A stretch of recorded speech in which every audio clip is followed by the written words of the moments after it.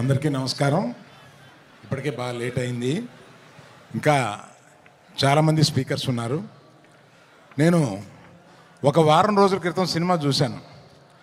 Cinema చూసిన తర్వాత cinema చూసి ఇంటికి వచ్చిన తర్వాత కాసేపటికి మా ఆవిడ నా దగ్గరికి వచ్చి, ఏంటి మొహం అలా వెలిగిపోతుంది అంది. అంటే చెప్పాను, సినిమా నాకు చాలా బాగుంది, చాలా నచ్చింది అని. ఆమె అన్నది, నీ మొహం ఇన్ని సంవత్సరాల్లో 2 సార్లు ఇలా వెలగడం చూశాను, మగధీర ముందును ఈ సినిమా ముందు. ఆ తర్వాత స్నేహకి బబితాకి నేను నా అవార్డ్స్ అప్రిసియేషన్స్ అన్నీ ఇచ్చేయాలి. 5 సంవత్సరాల పాటు ఈ పాజిటివ్ పిచ్చోళ్ళని ఇద్దరిని అలాగా బన్నీ సుకుమార్ వినపడిందా అంటే అంత అబ్సెషన్ ఉంటే కానీ ఇటువంటి సినిమా రాదేమోనని ఒక అప్రిసియేషన్ ఉంటుందండి. అందుకని నాకు అర్థమైంది.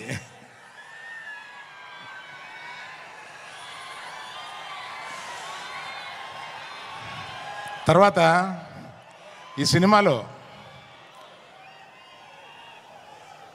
మా హీరోయిన్, అంటే మేము గీతా గోవిందంలో పరిచయం చేసిన హీరోయిన్ ఇవాళ ఆ రోజే చూపించేసింది తన టాలెంట్.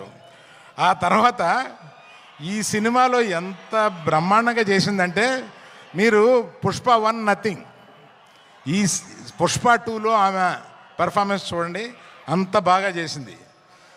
శ్రీలీల వచ్చింది 10 నిమిషాలు 7 నిమిషాలు అయినా కూడా అసలు మామూలుగా లేదు. అది మీరు ఆల్రెడీ కొంత చూశారు. తర్వాత చిన్నప్పటి నుంచి నాకు తెలిసిన దేవిశ్రీ ప్రసాద్ 11-12 ఏళ్ళ నుంచి నాకు తెలుసు. ఆ నాన్నగారు నా స్నేహితుడు. ఆయన ఎక్కడి నుంచో మనల్ని ఈరోజు దీవిస్తున్నాడు. ఆ దేవిప్రసాద్ ఈరోజు ఇన్ని సంవత్సరాల పాటు కంటిన్యూస్గా ఇన్ని హిట్స్ ఎలా కొడతావురా బాబు అని అడిగితే కూడా ఎవరు చెప్పగలరు దానికి. అలాగా మన ఎవరిని, last but not the least, ఇండియాలో ఇవాళ the biggest banner is Mythri.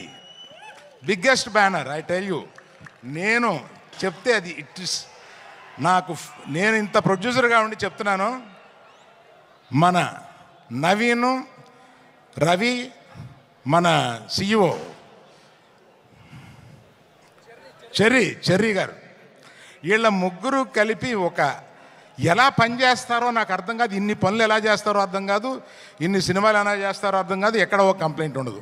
They are the best.